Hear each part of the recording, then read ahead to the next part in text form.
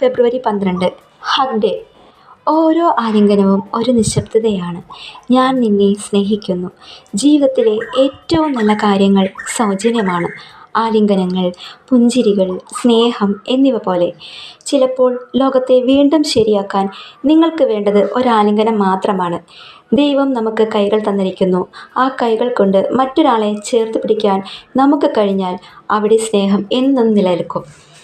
बिना तेरे कोई दिलकश नजारा हम न देखेंगे, तुम्हें ना हो पसंद उसको दोबारा हम न देखेंगे, तेरी सूरत ना हो जिसमें